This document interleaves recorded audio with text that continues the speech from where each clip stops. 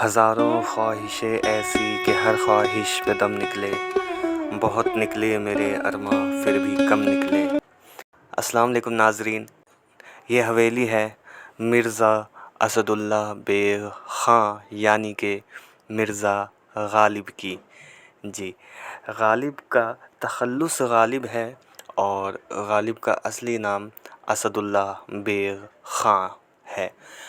ये मिर्ज़ा गालिब की हवेली है और मिर्ज़ा गालिब ने अपनी ज़िंदगी के आखिरी अय्याम यहीं गुज़ारे। यह हवेली कहाँ मौजूद है? यह हवेली मौजूद है बल्लीमारा इलाके में, यानी कि चांदनी चौक में। और इस इलाके को बल्लीमारा क्यों कहते हैं ये भी आपको बताएंगे। लेकिन इससे पहले हम ये बता दें आपको कि मिर्ज़ा गालिब यहीं रहते थे। और जब मिर्ज़ा गालिब दिल्ली आए और उन्होंने दिल्ली में अपनी शोहरत हासिल की, उस वक्त वो यहीं इसी गली में रहते थे, गली कासिम जहाँ। और यहाँ आप कैसे आ सकते हैं? यहाँ आने के लिए आप उतरिए यहाँ हम मेट्रो स्टेशन चावड़ी बाज़ार में। चावड़ी बाज़ार से ये सबसे नज़दीक है। आइए आपको हवेली दिखाते हैं। तो इस हवेली में जैसे ही हम घुसते हैं तो एक ये बड़ा सा दरवाज़ा है और यहाँ से हम एंटर होते हैं, दाखिल होते हैं। और यहाँ से राइट साइड में जैसे हम मूव करेंगे तो राइट साइड में एक छोटा सा दरवाज़ा है। हालांकि दरवाज़ा बड़ा है, ये बड़े दरवाजे के मुकाबले में छोटा है। और यहाँ से देखेंगे तो यहाँ से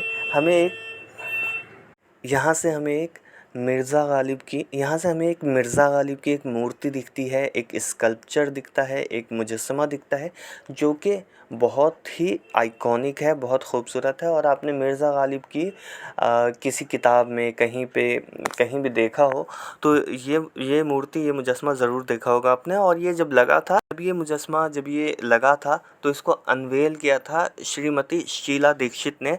और शीला दीक्षित दिल्ली की चीफ मिनिस्टर रह चुकी है। और यहाँ पे जैसे ही मेरे लेफ़्ट साइड में आप देखेंगे तो यहाँ पे एक कपड़ों का नमूना है जो मिर्ज़ा गालिब पहना करते थे।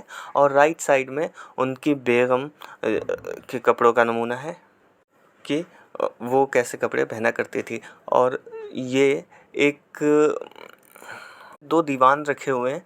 हालांकि ये ओरिजिनल है नहीं है, इस बात की तस्दीक मैं नहीं कर सकता, लेकिन एक उर्दू का दीवान और एक फ़ारसी का दीवान। गालिब के बारे में मैं एक बात ये भी बता दूं आपको कि मिर्ज़ा गालिब का फ़ारसी में लिखा हुआ दीवान ज़्यादा बड़ा है उर्दू में लिखे हुए दीवान से। जी, लेकिन ज़ाहिर सी बात है कि अब हिंदुस्तान में फ़ारसी उस लेवल पे नहीं चलती जैसी उस वक्त में चला करती थी, तो लोगों को इस बारे में कम जानकारी है। बट मिर्ज़ा गालिब का फ़ारसी का दीवान ज़्यादा बड़ा है उर्दू के दीवान से। आइए यहाँ से जैसे ही हम बाहर निकलते हैं तो बाहर निकलते हुए एक अंदर की तरफ रास्ता है जहाँ पे फैक्ट्री है, कारखाना है, लोग काम करते हैं। ये थोड़ा सा एरिया है जिसको अभी तक ये सजो के संवार के रखा हुआ है। और यहाँ से हम चलते हैं इस हवेली के सहन में। तो ये हवेली का सहन है और यहाँ पे एक बहुत अच्छा पोस्टर लगा हुआ है मिर्ज़ा गालिब का, जो कि हुक्का पी रहे हैं बैठे हुए हैं। और में इस सहन में कुछ बहुत अच्छी चीज़ें लगी हुई हैं, जिसमें से एक ये है मिर्ज़ा गालिब का शजरा। और यहीं से जब हम अंदर आते हैं तो यहाँ पे चौसर रखा हुआ है, यहाँ पे चेस रखा हुआ है। मिर्ज़ा गालिब के पसंदीदा खेलों में है। मिर्ज़ा गालिब चौसर को, चेस को, पतंगबाज़ी को बहुत पसंद करते थे और मतलब कि ज़िंदगी को खुशी से जीने वाले इंसान थे। आइए आपको एक और चीज़ दिखाता हूँ। यहाँ पे जो किताबें रखी हुई हैं ये मिर्ज़ा गालिब की किताबें नहीं है, ये गालिब के ऊपर लिखी हुई किताबें हैं। और यहाँ से जब हम आगे बढ़ते हैं इस हवेली को देखते हुए तो यहाँ पे एक ये सब यहाँ पे ये नमूनों की शक्ल में चीज़ें रखी हुई हैं। जैसे मान लीजिए गालिब का एक मुजस्समा लगाया हुआ है, एक पुतला लगाया हुआ है जो कि एक टेबल पे बैठा हुआ है और वो लिख रहे हैं। बर्तनों के नमूने हैं और जगह जगह पर मिर्ज़ा गालिब की शायरी लिखी हुई है। बहुत बहुत शुक्रिया। अगर आपको मौका मिले तो ज़रूर आइए, देखिए।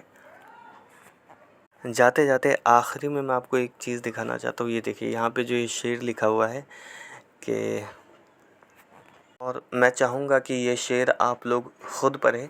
मैं बस बताता हूँ कि ये शेर गालिब ने क्यों कहा था। ये शेर गालिब ने कहा था जब गालिब जेल से वापस आए थे, तब उन्होंने ये शेर कहा था।